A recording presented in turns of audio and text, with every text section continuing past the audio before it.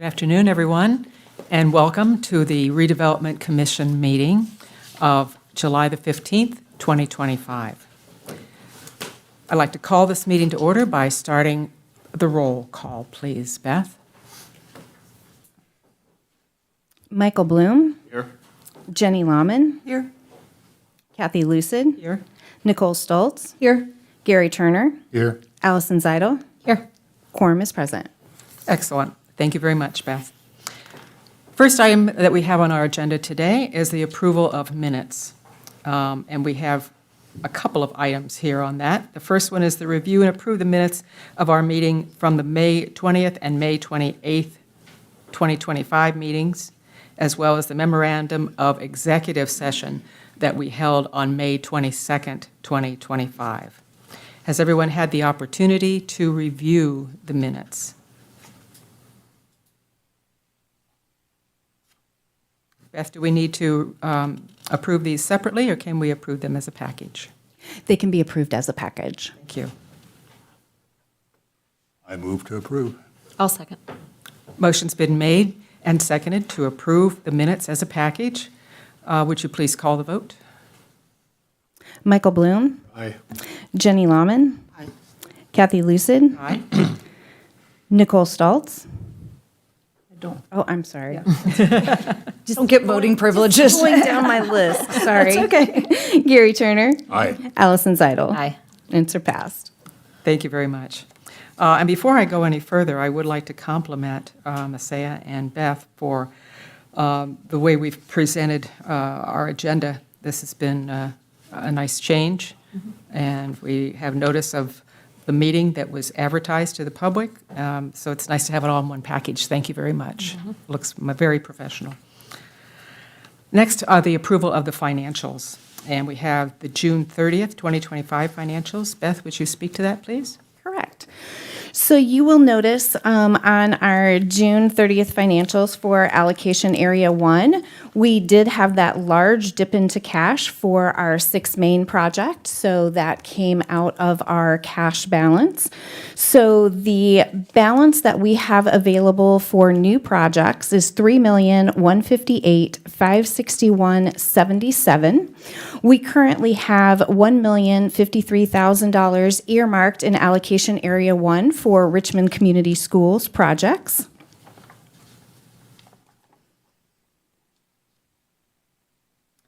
Beth, before we leave that page, could you please go over what transaction we had there from the Wayne County for 6 Main for $2 million? Sure. Looks like we moved money in the May financials, and then what happened after that? Correct. The Wayne County government contributed $2 million towards the capital stack for the 6 Main project.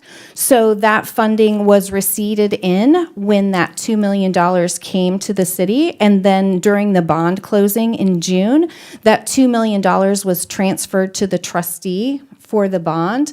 The trustee will be holding those funds, and those funds will be drawn down last from the local contribution. So those are sitting with the trustee. As we move forward, 6 Main will present vouchers to the city to review for work completed, and then once those are satisfactory, we will submit to the trustee for payment to the developer. It's a little unusual that we hold the $2 million, isn't it? It is. It was the way that the county had requested that go through. So it came to us to go to the trustee. So we're the pass-through. Correct. Thank you.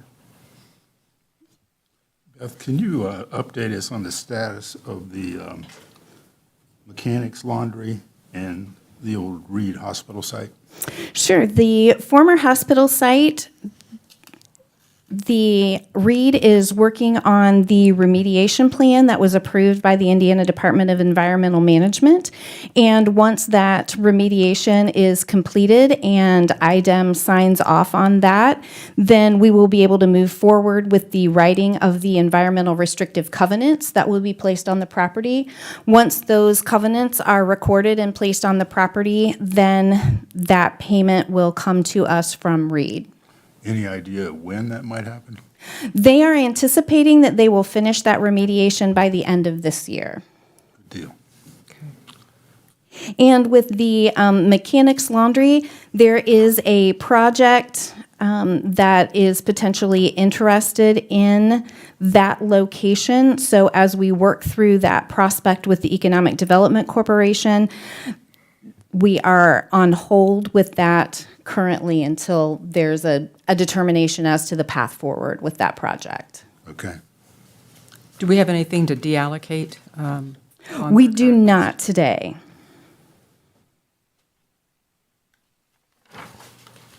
Okay. And the Certified Technology Park, we are still working with the state as they determine how they'll be moving forward with transitioning of those funds. So we do currently have $2,165,327.68 sitting in that fund. With the Johns Manville Fund, we currently have $1,759,289.55 available for new projects. And in that fund, we do have $200,000 earmarked for Richmond Community Schools projects. Beth, can you say that total again? $1,759,289.55. Is that different on other people's? Yeah, I've I got have- a different number. I have 1,759,289. And I have Yes. 1,714,000. Mine aligns. Are you Wait, looking? are you But on- yours Are you Are you, are you on the I'm looking May? at the PDF Oh. one. I'm on May, never mind. Oh, I'm on May. Yes. So it is. everyone All right, flip sorry. to the June Sorry, we're 30th on financials, June. please. Sorry. No worries. Okay, I'm- 1,759,289.55. And that does include that we do have the 200,000 set aside for Richmond Community Schools use. Which we'll be hearing about later. Thank you, sorry about that. Yes. And then with the Heartland Fund, this is the fund that we use for the bond payments for that project. So as you'll see, we have one remaining bond payment to make this year. And so based on their payment for the first allocation that we received, we have $960,947.73. In the Midwest Industrial Park Fund, this is the fund again that we are making our bond payments for the acquisition of the new land at the Midwest Industrial Park. And that shows that amount that you see at the top, that year-end transfer TIF income, that transfers, as you recall, from allocation area 1. So when you look at page 1 there at the bottom where it says TIF revenue bond of 2022, that amount is what will transfer over to this fund. At 124,932. Correct. Okay. And then if we have professional services that are paid from this fund, those will transfer over as well. Back to the Heartland Fund, when we say we have 960,000 or so available for projects, those are projects within that group, right? That is actually the bond payment. We do not have funds for additional projects outside of the bond payments currently. Okay, so that's strictly bond payment. Correct. Just wanted to clarify. Thank you.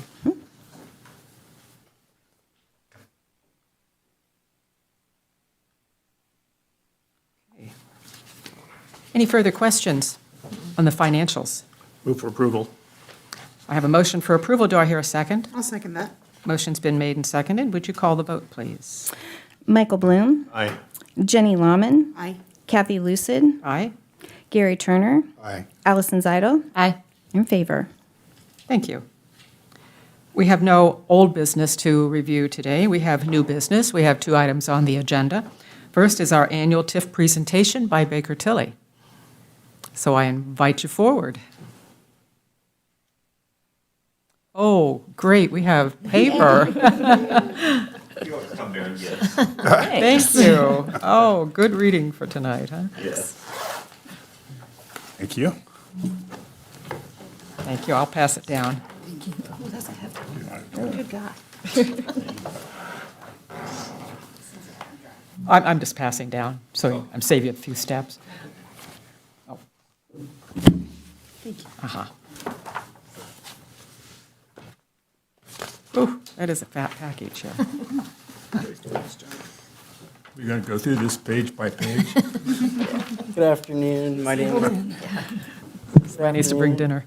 My name is Tim Foster with Baker Tilly. I'm here with Jason Semler for the TIF annual presentation. So you look at the second slide, that is a list of the allocation areas created. Some of them, not all of them. The next page, page 3, is our TIF estimate and TIF collections. In page 24, we estimated about 2.88 million. Collections came in at 2.855 million. Our estimate for pay 25 is to increase to 3,034,000, but then dip in pay 26. That is because of SEA 1 and the different deductions added to 2% properties. So like apartments will now have deductions which will take away from the TIF. Okay, that was from recent legislation. Yeah, the one that just happened this spring. Thank you. These areas expire in 2040 and 2038. Next slide is the Midwest Industrial Park Phase 3. That was created in June of 22. That does not have an expiration date yet because there are no bonds payable. It's not generating any increment yet.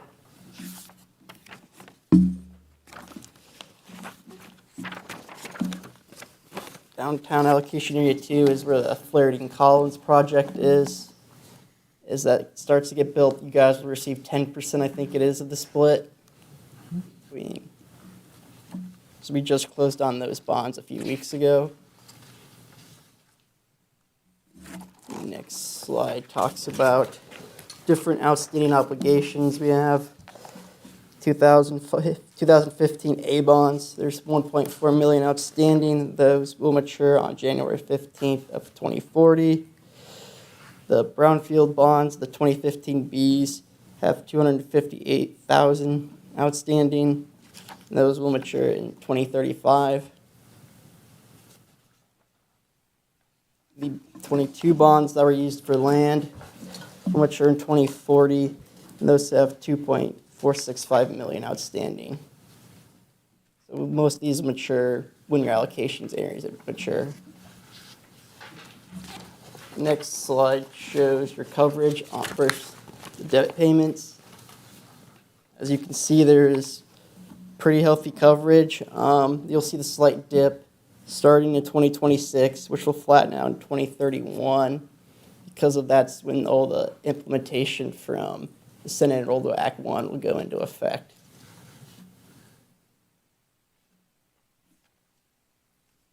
Next slide just runs through some future projects that will be funded with TIF or earmarked that could be funded.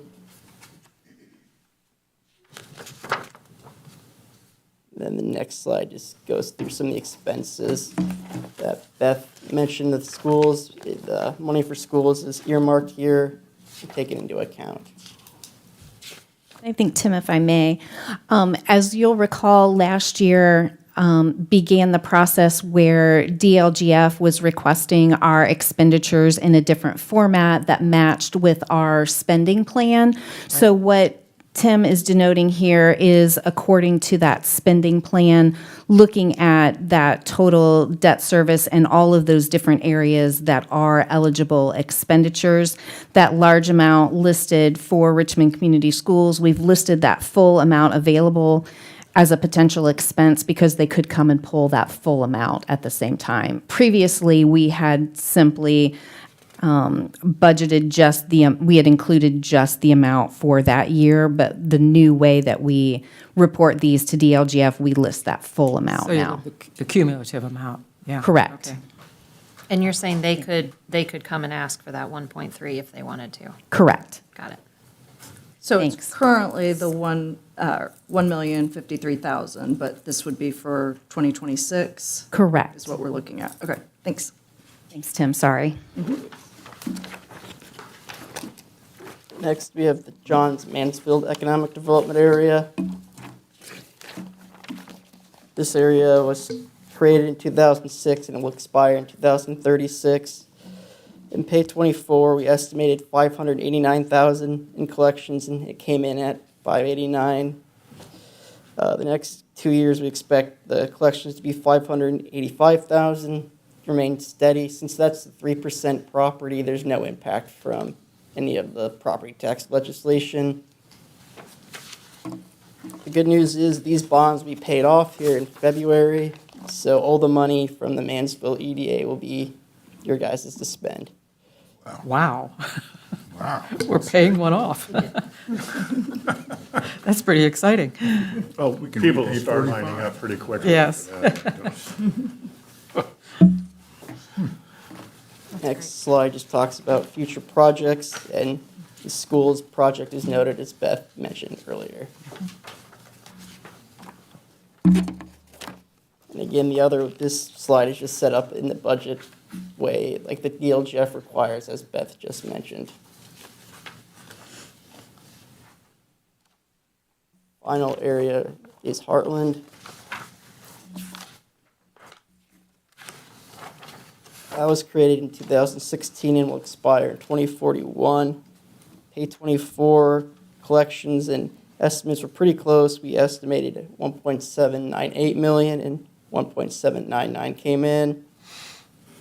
There'll be a small dip in 2025 from the personal property, but then it'll go back in 2026 because there is an expansion out at Blue Buffalo. Part of that expansion, we reissued and issued new bonds as part of the incentive, and those were issued in 2025. Those will mature in 2043.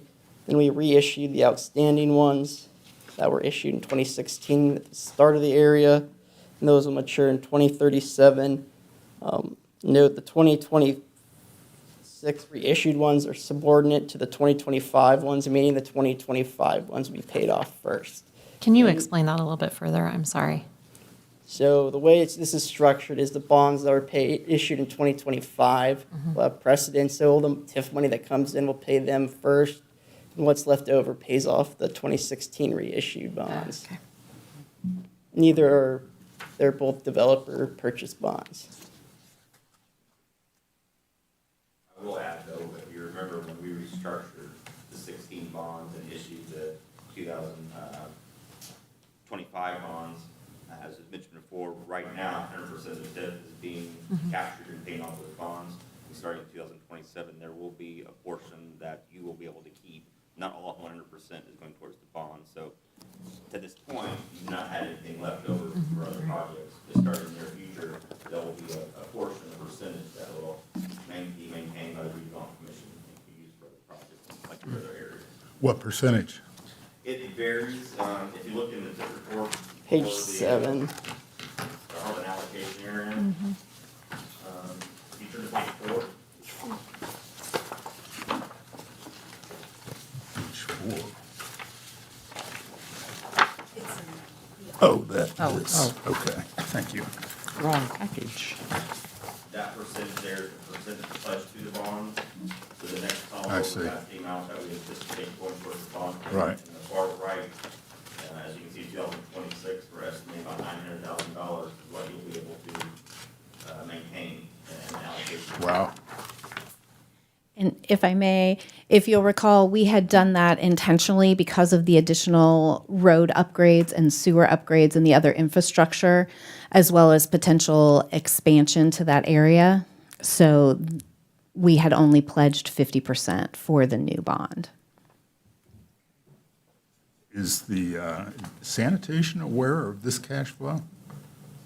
Okay, thank you. Thank you for that clarification.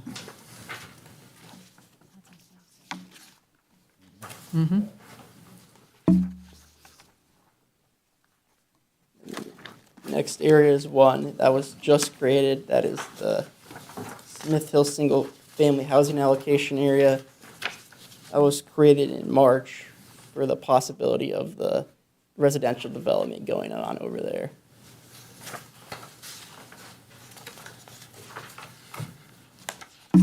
I guess before Tim goes to the impact side, the only thing I would maybe add, Tim mentioned is the Senate Bill 1 that you see in that graph. Fortunately, your TIF areas aren't hurt too much by the Senate Bill 1 and the impacts that it's had. Because the goal of, if you know, Senate Bill 1 was to help reduce property taxes. Well, that also means reducing TIF, which is, where our revenue is coming from. Right. As the graph showed that Tim went over, we're expecting about a $300,000 dip in the tax increment from what you collect now compared to what we think you'll collect once the phase-in happens. Again, this doesn't assume any other new construction, new development happens between now and then. But it shows that even with that dip, you still have sufficient funds to cover your bond payments and still have money left over for your pay-as-you-go projects that you have in your budget. Good. But it's something that we'll continue to monitor as that legislation continues to get phased in and develops over the next, 5 to 6 years. But I think, I'm sure the mayor is very well aware, it's going to probably hit the city much more severe in their budget. So my guess is that just makes your board and what you're able to do even that much more important for the city. So that $300,000 dip, that's just referencing what we're dealing with. It's not citywide. And this Right. is just all That's we're going just our, okay, Yeah, so thank you. The city's impact could potentially be much more than that. Right, okay.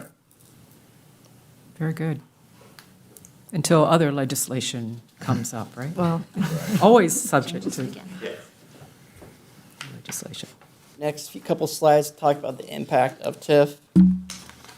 First slide is this slide is just about the mechanics of TIF. So when you create a TIF area, you set a base value, which is the current net assessed value. So all of that money retains going to the overlapping taxing units.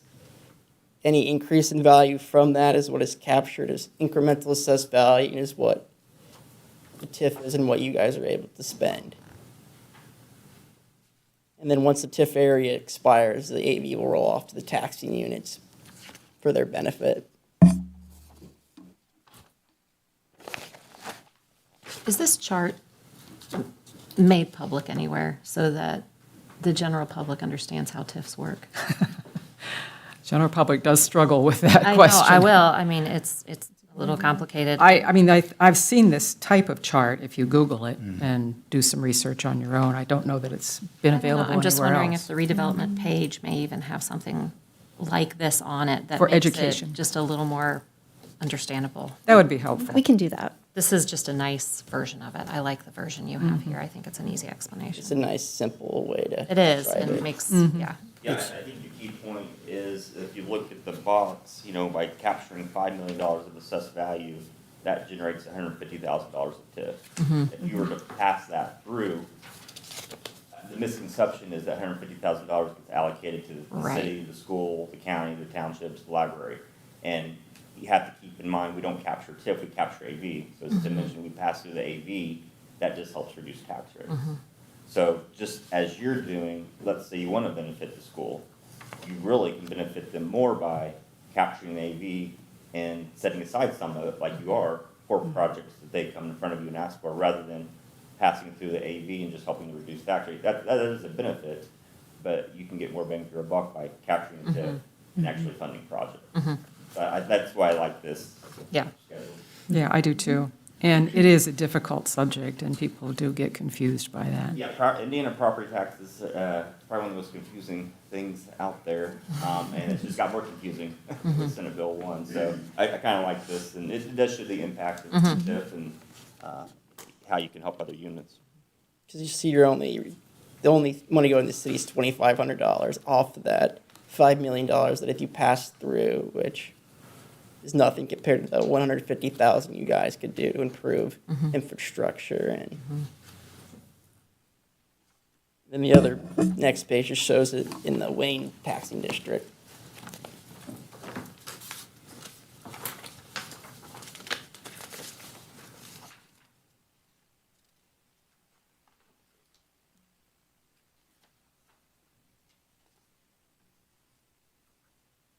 So, Excellent. Is there anything in here that we should be concerned about? Senate Bill 1, but like I said, I think your downtown area is what I was really concerned about, because you do have some residential TIF, you do have some rental property, and all those taxpayers are getting some tax relief, which again means reduced tax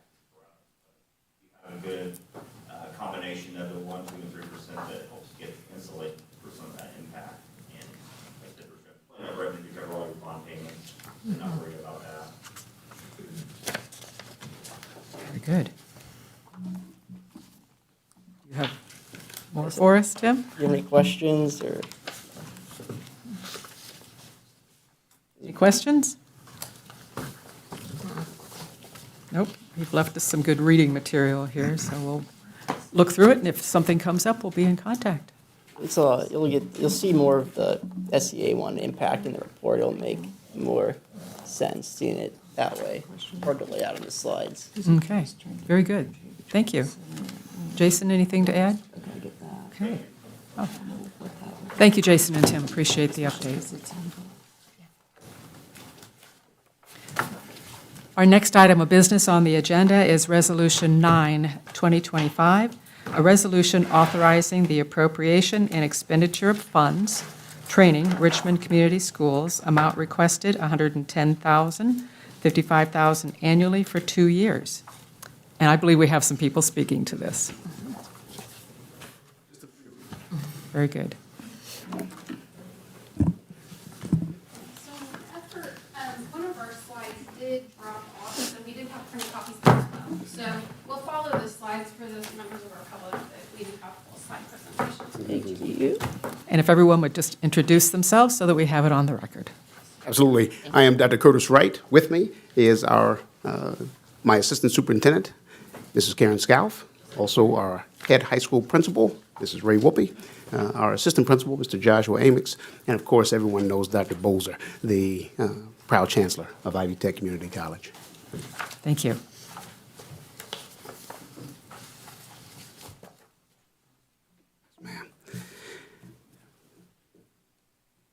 Good afternoon, Madam President and members of the Commission.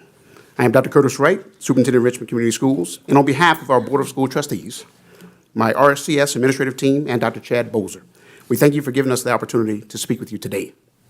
We are here to respectfully request your partnership and support in expanding our work-based learning course offerings, an investment we believe will have transformative impact on our students, our local workforce, and the vitality of our community. As you know, the landscape of education and employment is changing rapidly. Employers across industries consistently tell us they're looking for graduates who not only have strong academic foundations, but also bring real-world skills, professionalism, and the ability to adapt and problem-solve from day one. Work-based learning programs, including internships, job shadowing, and industry-led courses, bridge the critical gap by connecting classroom knowledge with practical application. Over the past 40-plus years, Richmond Community Schools has provided several work-based learning initiatives in fields such as advanced manufacturing, healthcare, information technology, construction trades, as well as many others. The results have been encouraging. Students who participate in these programs graduate at higher rates, show stronger engagement in school, and often enter the workforce or post-secondary education with clear career goals and valuable credentials. However, demand for these opportunities now far exceeds our current capacity. Many local businesses are eager to partner with us, but we need additional resources to scale these programs effectively. Specifically, we're seeking funds to expand our partnerships with local employers and our local collegiate institutions, such as Ivy Tech Community College, to provide industry-aligned curriculum that meets real workforce needs and cover transportation and program coordination costs that often serve as barriers for our students. By investing in these efforts, the Redevelopment Commission won't just be supporting our school system, you'll be making a direct investment in our city's future workforce, economic development, and overall community prosperity.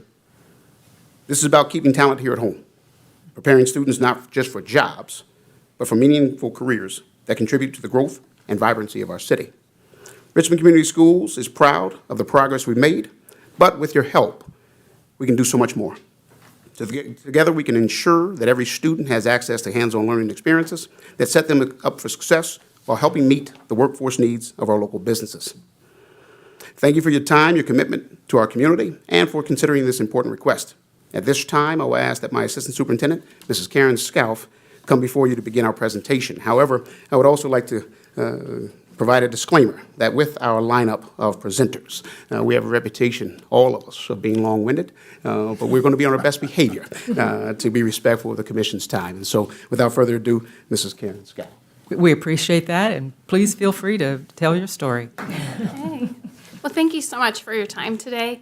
I am going to leave a lot of the details to these two gentlemen with me. They have been kind of the brains behind this really wonderful initiative that we are looking at expanding at our high school.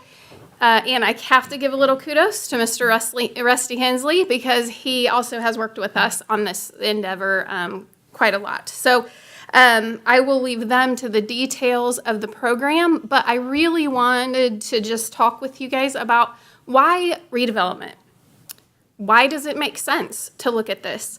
And the reason being is that we at RHS and RCS are the future of this city. And we take that very seriously. We are looking at expanding our options in order to be able to meet the needs that our community has. And the couple of programs that we're going to start with are things that not only do we see, Mr. Bolzer can talk to this a lot more fluently than I can, but not only do we see it in the workforce, but we see it also in when we're trying to get services. Some of these are a challenge in our area. And so we know that that will build our area, it will grow our city, and we look forward to having the opportunity to partner with you for it. The other portion of why redevelopment and why it makes a lot of sense is that redevelopment is an interlocal initiative. We've already heard today all of the people that had to make a conscious decision to say that we're going to set aside funds in order to allow for growth in our city. This is where that happens. So we appreciate that you have honored us with a set aside because not every redevelopment commission does that. And in fact, it is rare. And it is something that in our school world, we are able to very consciously and very vocally say we appreciate.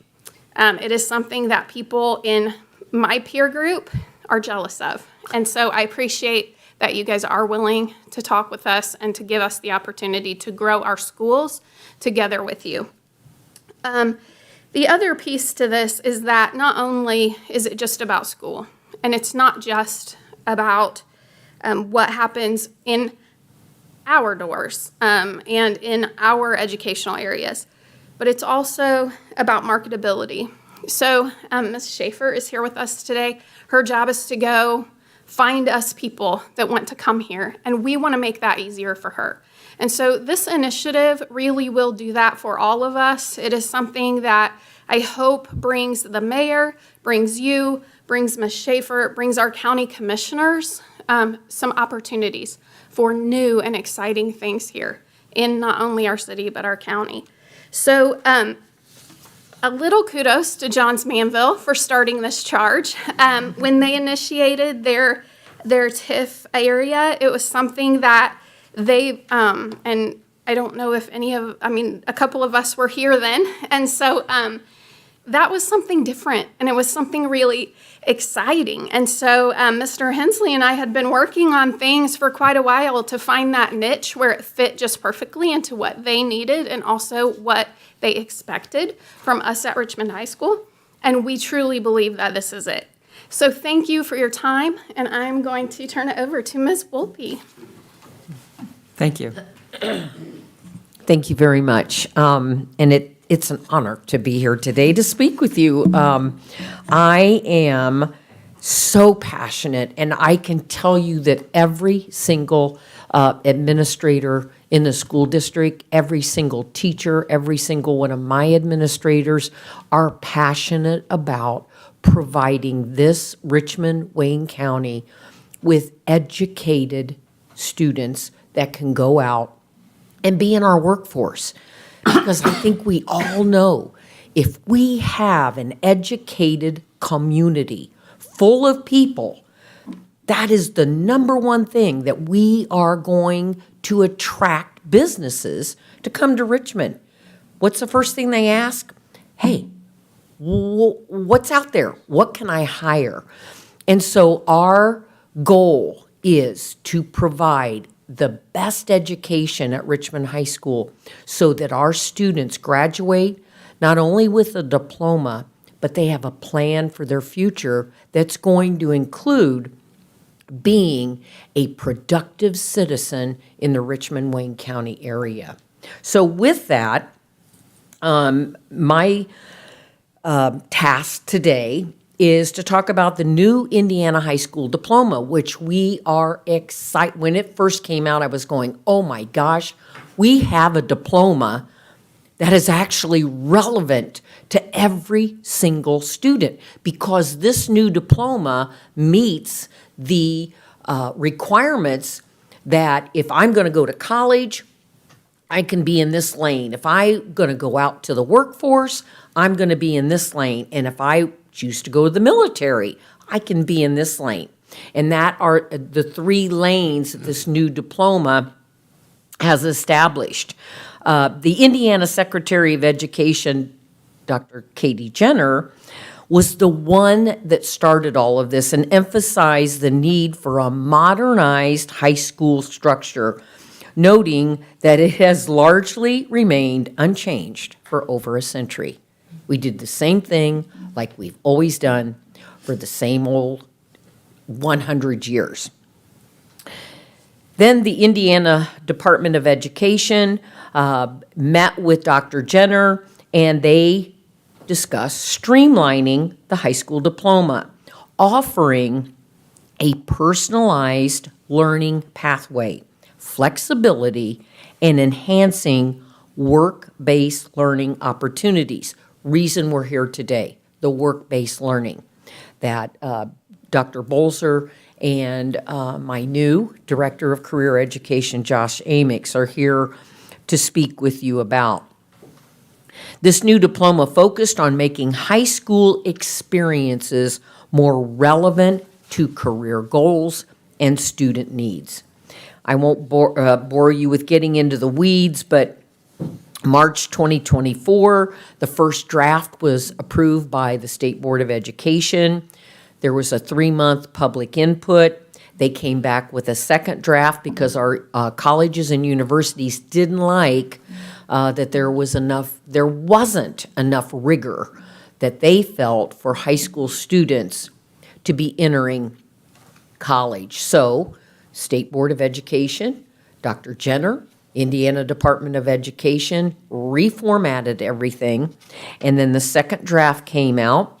Again, another public feedback initiative, and then in December of 2024, the results were approved by the State Board of Education. So, again, this initiative, it aims to help students discover their purpose and understand their life possibilities through flexible educational experiences. And you've got copies in your packets, I believe. And I want to direct your attention, and not to read it now, but at some point to look at the seals. The seals are going to be the goal of every high school. We want every student to get a seal, not just the basic diploma that is on the front page, which some students could get. But again, the goal is that students achieve one of those lanes. The enrollment lane, as you will see, is geared more towards the 4-year college, the university, the 2-year colleges, and then the middle lane is the employment lane, where that's employment and then enlistment and service.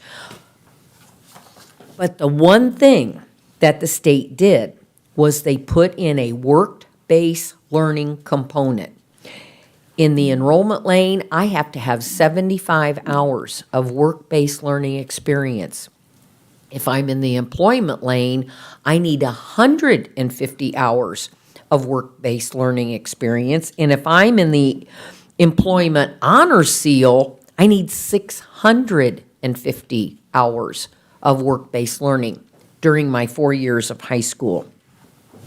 So work-based learning has all of a sudden become very important, and it's so experiential for these kids because they're going to be able to experience what it is, learn at an early age. Hey, I got to be a team player. I've got to be able to critically think. I have to be able to collaborate. I have to be able to know how to be a contributing member to whatever workplace that I choose to go to. And often as we tell them in school, if they can go out and experience something on the job or that work-based learning experience, they're hearing it from all of you and all of the employers in our community. And that just really sinks in when they go, oh yeah, I guess what my teachers are telling me is really true, that I need to do this or I need to do that. So again, we have been very proactive. As soon as the new diploma came out, I'm sure that you've probably heard that the Indiana or the Richmond Area Chamber of Commerce and the Wayne County Foundation and all of the Wayne County superintendents and some administrators have all been meeting since January on this new diploma. And how are we going to get all of these students a work-based learning experience? So the chamber has hired a liaison that is going to initially start and help all of the 5 Wayne County schools accomplish that. So again, I'm excited. It is something that has been needed. And so how are we going to make this happen at Richmond High School? And I'm going to let Mr. Amix and Mr. Bolzer talk to you about what I think is so important, our partnerships. Before you relinquish the microphone there for a moment, a couple questions. Sure. When does a student decide what lane they want to be in? A student can actually decide, and they can change their mind. So there's no decision point. So if they come in as a freshman and decide they want to do college prep, and then they find that that's not really what direction they want to go, they move to another. Absolutely, absolutely. The one thing, if they think they're college prep and they're saying, oh gosh, you know what? I've discovered I want to go out and do this. All they're going to have to do is the number of hours of work-based learning Right. to move into another lane. So- Now, is this like a cooperative education program with local employers? Where, yes. Someone will be paid for the time that they're actually out there There's doing the job? there's actually options, all right? They can be paid as an internship. It can be a non-paid internship. It can be a job shadowing. It can be a simulation. All of those count for that work-based learning experience. So it's not, I have to go out and I have to get a job and I have to get paid. It is the experience, and it could be any of those that I just mentioned. Okay. Madam President, you. just Yes. a point of clarification to your question. These seals are a requirement of our incoming freshman class to have been able to attain by the time they're seniors. However, as this is what we alluded to, and with the exceptional one that's been ongoing for some time, we actually have upperclassmen and current sophomores that may be eligible to achieve a seal, not having had the 4 total years, because again, RCS and RHS has been well and ahead of the curve. Well, one of the things that we have done at Richmond High School, because what has happened is Governor Braun announced this, I think several months ago, that students starting next school year who graduate with a honors plus seal in the enrollment category will be directly admitted to any Indiana public college. So, Nice. big incentive. Yes. So what we did, as soon as we heard that, we looked at our upcoming seniors, and we have already identified all of the students that could possibly get an Honor Seal Plus. Our counselors have already talked to them in May. We are bringing them back in when school starts. There are a few new required courses that they are going to have to take, but we'll start with our seniors, and the next group we look at will be our juniors next year, And so we're, again, going to try and get as many of those seals and as many of those students who can be directly admitted into college. So Excellent. that's a huge, huge thing that's going to happen. Are the students kind of guided a little bit? In other words, instead of someone saying, I choose this lane, and for however it's determined that you're going, you really don't have the capacity to do X. Oh, absolutely. And so will you then kind of try and counsel them to say, you've got it, however you have an aptitude for this, and I would recommend, however, I guess there's free will, so they can choose what they want, but you do kind of, you want success, so you want to counsel them as best you can so they choose a truly viable path. Great question. We have, one of the new required courses is preparing for college and careers. We have moved that to the 8th grade. So in the 8th grade, every Richmond Community School student in the 8th grade will take a course called Preparing for College and Careers. And within that course is a career inventory.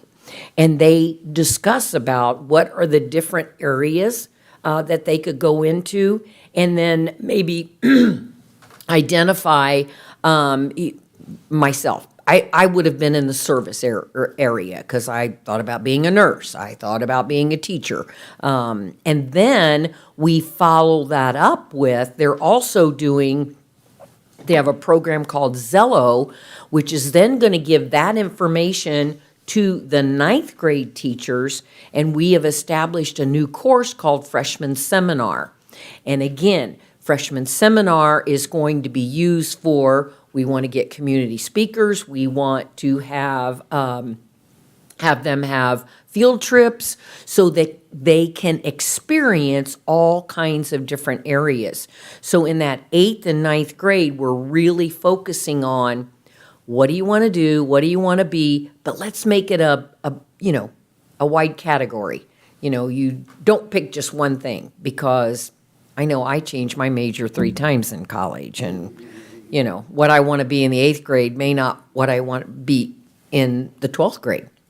And are you engaging the parents of these kids too as well? Because obviously the Yes. parents have a big, Absolutely. Yes. Impact on- We're planning on, right now, we have a rising 9th grade night where we have parents come in one night as they're entering, it's usually in February. And then we also have a rising senior night, which we have in April, of all of our juniors. And we have parents come in and we say, hey, here are the things you need to be thinking about. If you're thinking about going to college, then here are some things you need to do. Here's how we can help you. So, yeah, and more of those types of things we will be doing to engage parents in those decisions. And then Good, thank you. just to add, as Mrs. Wilkie has alluded to, these are things that we're also already doing. We have been Yeah. doing for some time very effectively and very successfully, which I think serves as a caveat to such a request, because with such partnership and with such funding, we can enhance, increase in progress the hard work and, again, the outcomes that we've gotten, because as Mrs. Wilkie alluded to, our guidance counselors, administrative team, faculty and staff, parents and guardians, the students alike, they're really coming together to do some great things. Thank you. Hey, thank you. Remember my disclaimer with these next two. I know them both, yeah. So I'll try to be brief. Those of you who know me know that I've had a long career in education, and my bread and butter is non-traditional students, and I love helping non-traditional students be successful, but not just in the classroom, also in our community and in their futures. It's no secret that somebody in education this long can't go to Walmart without getting hugged or high-fived, or sometimes worse. It is really great to see what students at Richmond High School go on to do and the successes that they have. So in February, I got an opportunity to be hired as the Director of Career and Tech Ed, Adult Education, and Alternative Education. 3 of my biggest passions in being able to lead the charge in those things. My first week on the job, we got an invite from Dr. Bolser to come take a tour of Ivy Tech's new spaces and updated spaces. Dr. Wright, Mrs. Whoopi, and some others were there with us. I believe Mrs. Scalf was there as well.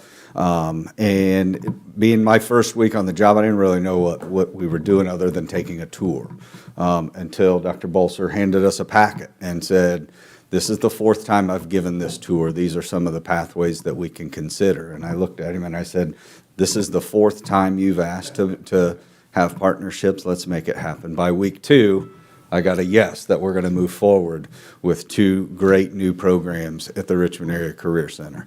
So Mrs. Scalf alluded to the conversations on how we can utilize this money that she had with my predecessor, Mr. Hensley, who is the brains of the Career Center. 13 fantastic programs that are very successful in dual credits. We're very successful in state and national competitions that we send students to.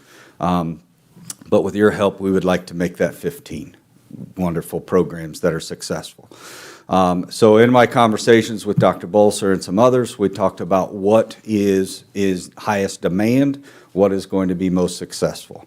Our machine tool program is one of the highest demands every year. So we have about 13 or 14 new spots every year for that program because it is a 2-year program, and this year we had 76 applicants. So if we can create another program that might interest students like that, and that's where the welding came into place.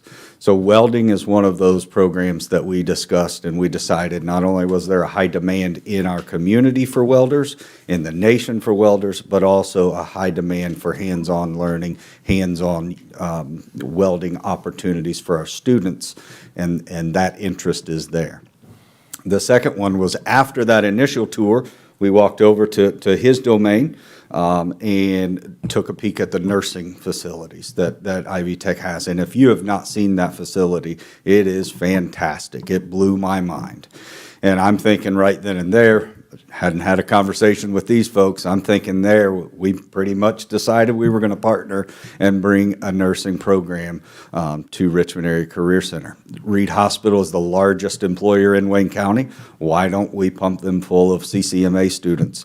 That stands for Certified Clinical Medical Assistant. The first 20 times I tried to say that, I couldn't get it out. So it's CCMA. It's a little higher than a CMA or a CNA. It pays a little bit more, and what I hear is that might be the highest demanded job in Wayne County is to be a medical assistant. So those are the 2 programs that we are going to start with, and we have a cohort of 10 students each in those programs, and we as Richmond Community Schools have made a commitment to make that happen. We're going to get them there. They're going to take classes at Ivy Tech. So these students are going to be what's called dual enrollment. They're not only enrolled at Richmond High School, but they will be enrolled as college students at Ivy Tech. And what I'm super excited about is the fact that these students and the current programs that we have can walk at an Ivy Tech graduation even before they can walk at a Richmond High School graduation. So I can't wait to see the numbers of Richmond High School students at Ivy Tech's graduation a month before they graduate high school. So with that, Dr. Bolser is going to go into a little bit more on the welding and healthcare programs. Thank you. Like to express how pleased we are with this partnership because it is in alignment. And everything that you will see in here is in alignment. The first thing is it's in alignment with the new diploma. The programs that are selected and have been selected in this will be in those programs that the state will select for the top jobs moving forward. In the packet that I gave you, you'll get some context. It's a long article by Indiana Business Journal about how the state is going forward with selecting top jobs and top programs and the certifications that they will pick into the future for education organizations to do that. So welding and CCMA, that is in alignment with that. It's also in alignment with the honors seal, as Mrs. Wolpe described before. It's also in alignment with the marketplace. Our largest employer are demanding the nurses and sub-nursing credentials, and those are going to be absolutely critical moving forward.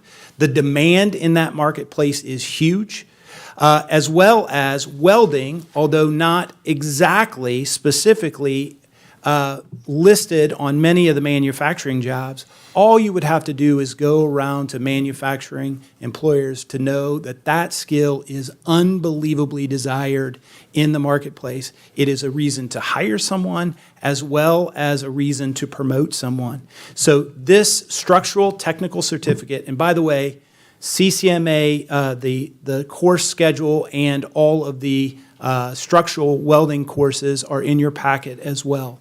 All of those are in alignment for students to earn a credential and also stack onto that credential for further credentials down the road. So it is quite an opportunity with something tangible for students to take away. So we're thrilled to be a part of this and a part of the expanding future of these types of things that will be demanded by the state of Indiana and I think by our region. Thank you. Thank you. I have a quick question for either Chad or Josh. I'm not sure which one. So I haven't had a chance to read the Indiana Business Review article, but in terms of when they're handing down the next top job, how long does the school have to react, and how quickly do you think your team can react to that? Because you're, having. going to ask about the top jobs, which I could do more than that. So my goal is to be proactive and to try to figure out the market before the market hits. Okay. And so we do that with the drafting programs and the medical programs that we have, the fire and rescue program, the machine tool program. So we are keeping up, and sometimes we're far ahead of where the demand is, which is great. The second largest employer is what?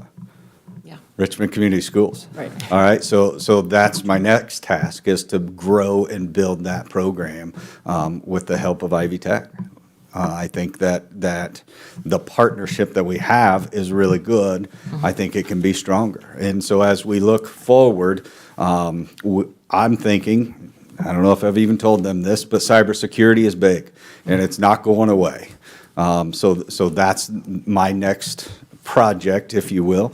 That and criminal justice is a demand from our kids. And so I'm going to put in front of our kids what they want and what they need, and in order to give them the education, but also the skills that they need in order to be successful. So I'm a very process-driven guy, and go ahead.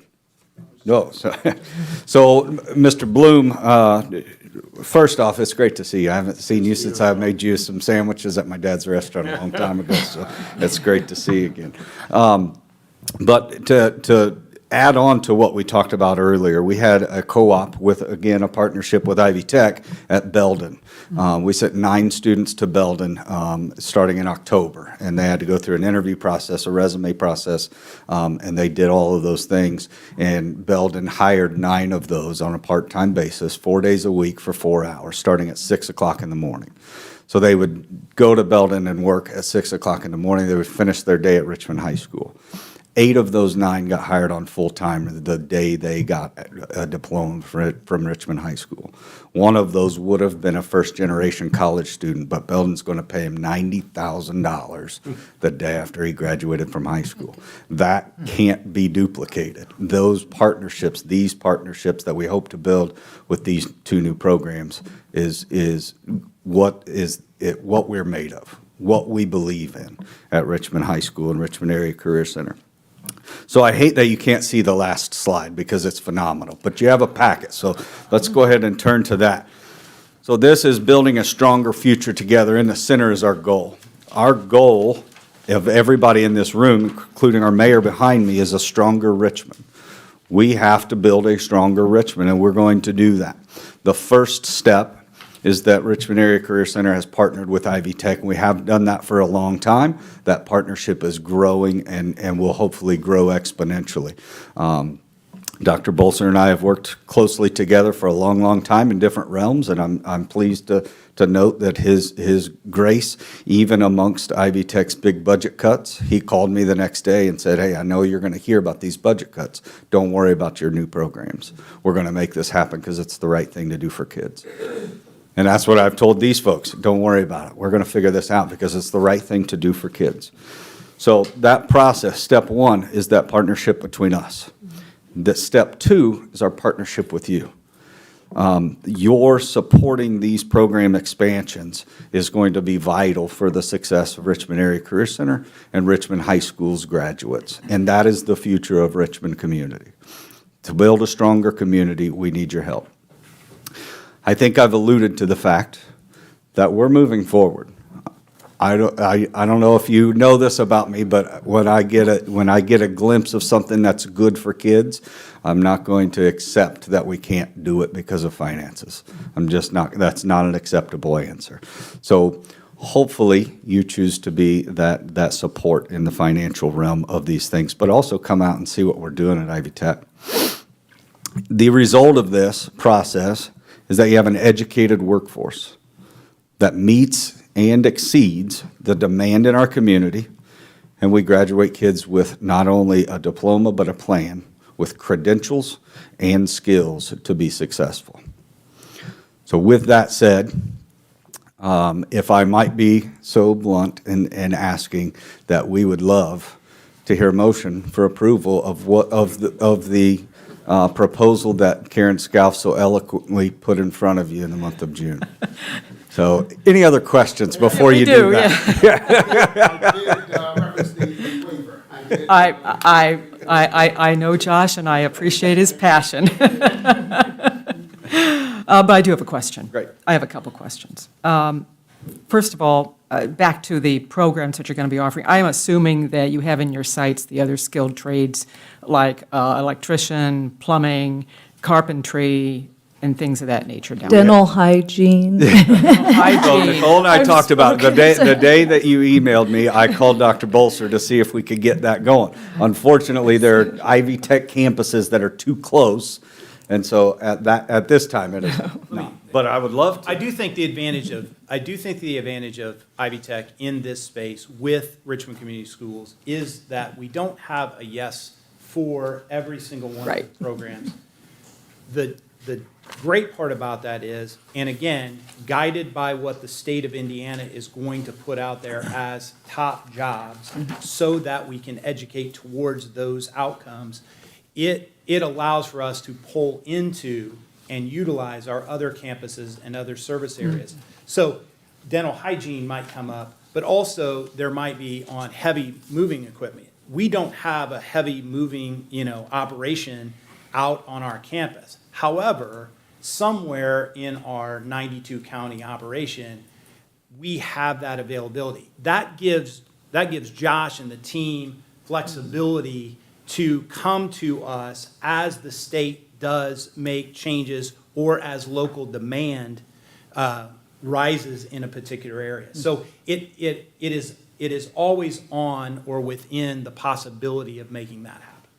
Because he's humble, he won't say, but Dr. Bolser is in charge of an institution that has repeatedly stayed ahead of the curve and has repeatedly stayed grounded to what it is that we in the trenches and in the day-to-day are experiencing. Ivy Tech Community College has been recognized across the country as a leading proponent when it comes to not only dual crediting, but also putting students in positions that other states have not. And as I alluded to earlier this year, Dr. Bolser, I, as well as many others from around the state, got a chance to showcase to the country the amazing things they're doing. So our partnership and this first ask of others that we may be coming back to this commission for, I think it was highlighted during the presentation previously. We're confident, and with this young man here, we know that we have what it takes to get it done. So President Yeah. Lucid, I do want to answer your question. We do have a construction trades program that is fully operational and it funds itself. Okay. So we do work already for the community. We've got a box truck and a bus that we bus kids to when the weather permits, and we go and do projects for the community at large. So Excellent, thank you. in that, there is a little bit of electrician work. Plumbing is really hard to do. We don't have the facilities for that right now, but I have a really good friend who's a plumber who employed one of our students second semester this past year, and he has really grown. And so that student is, if he chooses to be a plumber and stay on at that plumbing company, he will get his plumbing license paid for by that person. The question I had, well, first of all, a statement. We've been accumulating these funds for education for quite some time. So I'm really pleased that we're getting a request to actually use them because they've been out there a long time and we'd like to see them put to use. So that's my statement. My question is, the amount that you're requesting, the $110,000 over 2 years, can you tell us specifically how those monies will be spent? You can do that. So the really, I guess, fun, I'll call it fun because it's fun for me. It's probably not fun for him. About my job is finding the resources to make it work, right? It's really hard right now. We heard about Senate Bill 1. I will say he was really nice about it. Like what we're hearing isn't so nice. And so that's one thing that Dr. Bolzer and I talked about a couple of times during this process is what is it looking like? How do we make this happen? And how do we get it funded? And so as you, I hope, have seen in our prior request, we try to be very responsible with the funds that we ask for. The other part of it is we really want to maximize the impact when we ask. We don't want it to just touch us. We want it to touch the entire city. So we have been very careful in when we have brought you requests, and we will continue to do so to a degree because it's important. These funds are not just ours. They are a joint collective of city funds, library funds, school funds, county funds. And so it's really important that we make sure that when we put in requests that it meet needs. And so with that, what our plan was is this is a jumping off point. We heard we're going to start small, but we don't plan for it to stay small very long. I know that as we have had conversations around our table, this can be extremely impactful, and it can be like, as I think you used the word, exponential, because that's what we need. And our city needs that in order to bring growth and development and to do the things that you're tasked to do and we're tasked to do.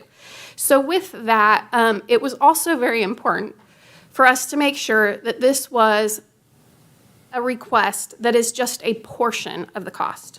So we all have skin in the game in this request. Richmond Community Schools does receive some career education funds through the state funding formula. That is a portion of what can make this happen. It can't make all of it happen. Dr. Bolzer also gets a portion of funds to make this program happen. This is for the portion that we can't fund. Mm-hmm. And while we said we will make this happen somehow, we don't want to cut other programs that we're doing in order to make that happen. And with the funds that you have set aside, we felt like this was a very reasonable ask. Over a 2-year period, this can make a lot of things happen for a lot of students. And our plan is to start with cohorts of 10. We want to grow to 40 total students each year. So this will grow, and it will continue to grow. But we also want to be very responsible with it, and we want to make sure that we get them the things that they need. When you do welding, you can't just walk in and say, here I am. There are things that students will need to make that happen, and we want to make sure that we aren't limiting our students based on any difficulties they may have or challenges, both socioeconomically or just with at home. We want to make sure that we take away any barrier. So that was something as we discussed these funds, we wanted to make sure that we could take care of whatever needed to be done, whether it was curricular materials, whether it was PPE, whether it was tools, those things that we can do as a school to make sure that the program is sustainable and lasts. And so that's what's before you today. So we have only asked for, and it will probably run like all other redevelopment funds, we put in reimbursement requests. So this will be no different than that, and our expectation is that we're going to show you what we pay for. As Dr. Wright alluded to, there may be transportation costs because we don't know who's going to enroll, but we don't want to have a barrier. And we already have a bus that does a lot of career education programming, but we want to make sure that we're prepared for whatever that looks like because our goal truly is to grow this program. So we're going to use it mainly on if there's tuition costs, if there are equipment costs, if there are curricular material costs, if there are transportation costs, we may need that. But those are the bulk of what we will see. It looks like in your application, you cite between $3,570 and $4,000 for current degree requirements, and you can cover about $2,000 of that. So the RCS will be covering about 60%, and the ask from RDC is 40%. Is that? Correct, yes. And Dr. Bolser, we have talked about options that he may have for growth and funding. Those opportunities just are not here yet. So we will learn more as these programs become more like established, but we didn't want to count on funding that isn't there right now. We're providing gap funding for you. Correct. Perfect. Madam President, also can just allude to the statement that you referenced, because it's something that I've heard in my role for some time, which is there are monies available that you all can seek. And the three tenets that our team and our corporation have come to understand that we work to usher in is quality classroom teaching, systemic alignment, and social-emotional supports. Over the past few years, we've been making sure that we are, as they would say on the south end of town, getting our house in order. And so as we have done that, now, as I mentioned, this is the first of several visits that we plan to come back before the commission, and with partnerships with like Ivy Tech, IU East, as well as some of the other collegiate institutions and many of our employers. We now feel that we can come and I'd be remiss if I didn't reference that our board of trustees are also and have been in constant communication as to how we can maximize funding and maximize some of the allotments that may be there for us. And so I think my astute director, I think he tried to make a motion. Yeah. I don't think we can accept a motion from the floor, but there are more questions up here, so. And the other thing I did want to say is, like, with this funding, your partnership is a really great way that we as a community can show that we are all supporting, from the youngest to the oldest. Just making really great things happen in our city. And so we thought that that would be a really great way that we could partner. Just to clear up Questions? some of what you asked about too is that we've already filled the 10 spots for both programs. Okay. So we were proactive in that, making sure that we had the right students and the number of students that needed to happen. So, you know, I've got skin in the game too. My daughter is signed up for the CCMA program. She wants to be a labor and delivery nurse. She's not going to end at CCMA. She's going to use that as a stackable and a jumping off point. Sure. Did nepotism play a role in her getting? Not at all. She was number 10. That actually, She was number 10. that's one of my questions. These 10 kids that are in the program, they met the criteria, obviously. It sounds like there were more that would have met the criteria had you had the capacity. to have Absolutely, more. absolutely. We had more requests, and them being new programs, and we got a pretty late start. I mean, nobody really thought that we could pull this off in the amount of time that we did. We didn't start till mid to late February, really getting the ball rolling, and then in March we were ready to go. So April and May were spent promoting the programs and educating our students and our staff about them, and then we took in the applicants, and them being new programs, they weren't our highest sought after programs because they know the machine tool teacher, they know the automotive teacher, they know the construction teacher and the drafting, so they wanted those programs that they've already taken some intro classes in. And then the other question I have, do you have hard metrics that you're going to be able to look at and after year one, year two, year three, and look back and go, this is working, it's not working, or it's working, but this needs to be tweaked? Have you established those metrics already to? Yeah, so the good part about that Critically is evaluate? is the state develops some of those Oh, metrics you have as to- well. So, Okay. but we're going to have higher ones. We're going to have high expectations because our students this is something new to Richmond High School. We're sending students to the college. And so that's both of us. In partnership, the expectations are going to be set very clearly. Again, I'm a process guy. Communicate your expectations, support them to meet them, and hold them accountable if they don't. That's a simple three-step process that we're going to use for our students. And you have more to say about that? You were walking up. Oh, we can give you any metric on anything that you would like to, and I we do bet. have for this to work, folks have to complete. Part of our funding formula on all of this is we can't hold classes. We can't take a health science faculty and make a part of their load high school students without them completing. So they have to obtain those credentials for us for this to be able to work for us. The ROI is there when we have folks complete. That's the nature of the community college formula. Other questions by the commission? No, but I would, when you say that you'll come back for other funding, I would be prepared to go ahead and do the 2-year funding. I like you not having to be in a constant fundraising cycle all the time. But I would encourage you to come back for the same program if you learn next year in February, this isn't going to work. We need way more than we thought. I would encourage you to then also come back for this program. So I don't know if you were thinking of it in terms of other programs we're coming back for, but this one, I would assume everyone would entertain additional funding requests for this because it's got to be hard to predict what it's going to cost. Yeah, you need some experience. Yeah. So I just want to make that statement. I don't know if If you want that's. to raise the amount, Just saying that it's not a lot of money. missing in terms opportunity. of, in terms of what you're trying to get done. So We sincerely appreciate that suggestion. just a thought. Thank you. Any other questions by the, Move for approval. I'll second. have a motion for approval, and it has been seconded. Would you please call the vote? Michael Bloom, Aye. Jenny Lauman. Aye. Kathy Lucid. Aye. Gary Turner. Aye. Allison Zeidel. Aye. All are in favor. Motion carries.